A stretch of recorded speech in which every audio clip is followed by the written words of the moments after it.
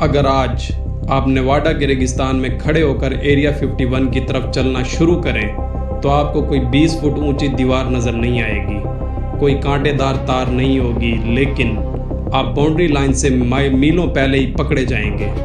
आपको कोई वार्निंग नहीं दी जाएगी, आपको कोई सुनने वाला नहीं होगा, क्योंकि एरिया 51 की सबसे बड़ी ताकत वो नहीं है जो आपको नज़र आती है, बल्कि वो है जो ज़मीन के नीचे और आसमान के ऊपर छुपी हुई है। इस पार्ट में हम एरिया 51 के उस फोर्ट्रेस को डिकोड करेंगे जिसके बारे में पेंटागन कभी बात नहीं करता। हम देखेंगे कैसे आम गाड़ियों में घूमने वाले लोग बिना किसी इंसिग्निया के शूट ऑन साइट अथॉरिटी रखते हैं, कैसे एक घोस्ट एयरलाइन बिना किसी फ्लाइट रडार आइडेंटिटी के हज़ारों लोगों को रोज़ ट्रांसपोर्ट करती है, और कैसे उस रिस्ट्रिक्टेड एयर स्पेस के अंदर जाने पर टॉप गन फाइटर पायलट्स का कैरियर मिनट ऑन मिनट तबाह कर दिया जाता है। एरिया 51 की सिक्योरिटी बाउंड्री ज़मीन पर बनी हुई लाइन से शुरू नहीं होती।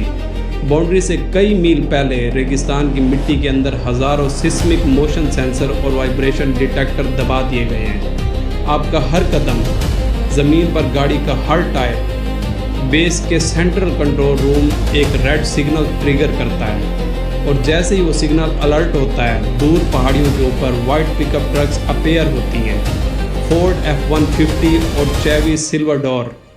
इन गाड़ियों के अंदर जो लोग बैठे होते हैं उनकी यूनिफॉर्म्स पर कोई बैजेस नहीं होते, no names, no military ranks. Local इन्हें कामोड्यूट्स कहते हैं। ये एक्टिव ड्यूटी मिलिट्री सोल्जर्स नहीं हैं, ये EG&G स्पेशल प्रोजेक्ट्स के प्राइवेट डिफेंस कॉन्ट्रैक्टर हैं। इनके पास फेडरल अथॉरिटी है, और अमेरिकन लॉ के मुताबिक अगर कोई बाउंड्री मार्कर क्रॉस करे तो इन्हें डेडली फोर्स यानी सीधा गोली मारने के इख्तियारात हासिल हैं। आप इनसे बहस नहीं कर सकते, क्योंकि ये किसी पब्लिक लॉ इन्फोर्समेंट को आंसरेबल नहीं है। लेकिन हर रोज़ हज़ारों लोग इस सिक्योरिटी शील्ड के अंदर जाते हैं। सवाल ये है, कैसे? लॉस वेगस के मैकरन इंटरनेशनल एयरपोर्ट के एक बिल्कुल प्राइवेट कोने में टर्मिनल 3 के पास एक अनमार्क्ड हैंगर है। यहाँ हर रोज़ सफ़ेद रंग के बोइंग 737 प्लेन्स लाइन से खड़े होते हैं। उन पर सिर्फ एक चीज़ होती है, खिड़कियों के साथ एक गहरी लाल स्ट्राइप। इस एयरलाइन को दुनिया जेनेट एयरलाइन कहती है। सबसे अजीब बात, जेनेट एयरलाइन के एयरक्राफ्ट FAA रजिस्ट्रेशन रखते हैं, मेंटेनेंस रिकॉर्ड भी एग्जिस्ट करते हैं, लेकिन इनकी डेस्टिनेशन पब्लिकली कभी डिस्प्ले नहीं होती। जेनेट का ऑफिशियल एक्रोनेम है just an other non existence transport. रोज़ सुबह हज़ारों इंजीनियर, साइंटिस्ट और टेक्नीशियंस इस टर्मिनल पर आते हैं। उनकी कोई सिक्योरिटी चेक इन आम पैसेंजर जैसी नहीं होती। यहाँ सिर्फ highest level top secret clearance batch scan होता है। प्लेन्स लास वेगस से उड़कर सीधा एरिया 51 के ग्रूम लेक एयर स्ट्राइक पर उतरते हैं। लेकिन कहानी यहाँ ख़त्म नहीं होती। जैसे ही प्लेन लैंड करता है, एम्प्लॉयज़ को सीधा वाइट बस प्रोग्राम के तहत ऐसी बसेस में बिठाया जाता है जिनकी खिड़कियां बिल्कुल डार्क, टिंटेड और ब्लॉक्ड होती हैं। कोई एम्प्लॉय ये नहीं देख सकता कि उससे बेस के किस अंडरग्राउंड सेक्शन या हैंगर में ले जाया जा रहा है। इन लोगों को अपनी पूरी लाइफ में एक ही रूल फॉलो करना होता है, what you see here stay here, यानी जो कुछ भी आप यहाँ देख रहे हैं वो यहीं तक रहना चाहिए। इन हज़ारों एम्प्लॉयज़ और पायलट्स ने पूरी ज़िंदगी अपनी फैमिलीज से भी झूठ बोला। इनमें से कई लोगों ने अपनी वाइफ्स को भी रिटायरमेंट के बाद बताया कि वो असल में पूरी ज़िंदगी कहाँ काम करते रहे। फॉर्मर वर्कर्स के मुताबिक कई एम्प्लॉयज़ को अपनी पूरे कैरियर में भी बेस का कंप्लीट लेआउट कभी नहीं दिखाया गया।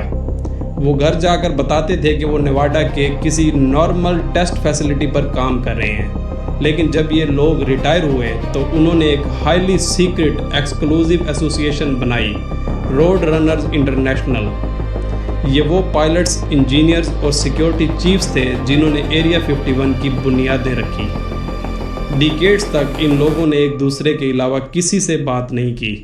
उन्होंने कोल्ड वार के वो राज अपने सीने में दफन रखे जिनको अगर उस वक्त लीक कर दिया जाता तो ग्लोबल वार शुरू हो सकती थी। एरिया 51 की ज़मीन जितनी डेंजरस है, उसके ऊपर का आसमान उससे कई ज़्यादा लीथल है। US military air space registry में इसे R4808N कहा जाता है, लेकिन एयरफोर्स पायलट्स के बीच इसका एक ही नाम है, द बॉक्स। नेवाडा डेजर्ट में हर साल दुनिया की सबसे बड़ी मिलिट्री एयर एक्सरसाइज होती है ऑपरेशन रेड फ्लैग के नाम से। दुनिया के बेहतरीन फाइटर पायलट्स F-15, F-16 और स्टील्थ जेट्स के साथ डॉग फाइट्स प्रैक्टिस करते हैं। लेकिन रेड फ्लैग के दौरान एक स्ट्रिक्ट रूल होता है, never touch the box.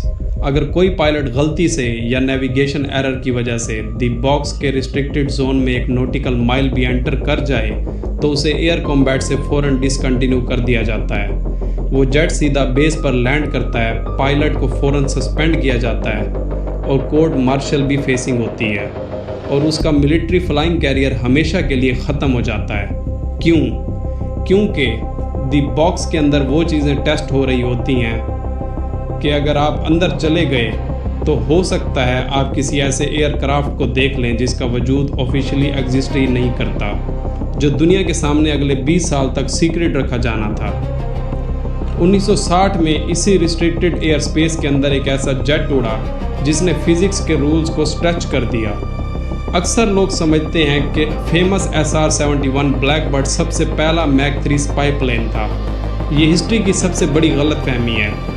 SR-71 से पहले CIA ने एरिया 51 के अंदर सीक्रेटली एक एयरक्राफ्ट डेवलप किया था, प्रोजेक्ट ऑक्सकार्ड, और जेट का नाम था A-12। A-12 single seater jet था। ये SR-71 से ज़्यादा हल्का, ज़्यादा तेज़ और ज़्यादा स्टील्थी था। A-12 इतना तेज़ उड़ता था कि जब इसके जेट इंजन फुल थ्रॉटल पर होते तो इसकी टाइटेनियम स्किन फ्रिक्शन हीट की वजह से 500 डिग्री सेल्सियस तक गर्म हो जाती थी। पायलट जब टेक ऑफ करता था एयरक्राफ्ट लिटरली फ्यूल लीक करता था, मगर इंजीनियर्स घबराते नहीं थे क्योंकि उन्हें पता था मैक 3 पर पहुंचते ही हीट की वजह से टाइटेनियम एक्सपैंड होगा और एयरक्राफ्ट खुद अपने जॉइंट सील कर लेगा। इसे उड़ाने के लिए CIA ने दुनिया के सबसे एलीट पायलट्स को चुना। A-12 इतना सीक्रेट था कि जब इसकी टेस्ट फाइट्स होती थी तो आम कमर्शियल पायलट कंट्रोल टावर को रिपोर्ट करते थे कि उन्होंने आसमान से एक ग्लोइंग सिल्वर नीडल जैसी चीज़ देखी है जो साउंड की स्पीड से 3 गुना ज़्यादा तेज़ निकल गई। 1960 में अमेरिका भर से हज़ारों UFO रिपोर्ट्स रिसीव हुई। CIA की इंटरनल एस्टीमेट के मुताबिक उस रिपोर्ट्स का एक बड़ा हिस्सा असल में एरिया 51 के सीक्रेट एयरक्राफ्ट थे जिन्हें आम लोग एलियन समझ बैठे। हुकूमत ने इन UFO साइटनिंग्स को हमेशा वेदर बलून्स और नेचुरल फिनोमेना बोलकर दबा दिया, लेकिन A-12 तो सिर्फ शुरुआत थी। एरिया 51 की असली जीनियस इंजीनियरिंग अमेरिकन एयरक्राफ्ट बनाना नहीं थी। इस रेगिस्तान ने एक ऐसा गेम खेला जो दुश्मन को हैरान करने के लिए काफ़ी था। असल जीनियस ये राज था कि अमेरिका ने अपने सबसे बड़े दुश्मन के फाइटर जेट्स ही चुरा लिए। कोल्ड वार के दौरान CIA और डिफेंस इंटेलिजेंस एजेंसी ने सीक्रेटली अपने सबसे बड़े दुश्मन सोवियत यूनियन के एक्टिव मिग्स और फाइटर जेट्स चोरी छुपे किसी प्राइवेट कंपनी के जरिए भारी कीमतों पर हासिल किए। उन्हें रात के अंधेरे में ग्रूम लेक पर उतारा गया और फिर शुरू हुए वो secret air projects have donut और हैव ड्रिल, जिन्होंने स्टील्थ टेक्नोलॉजी और फ्यूचरिस्टिक वारफेयर को जन्म दिया।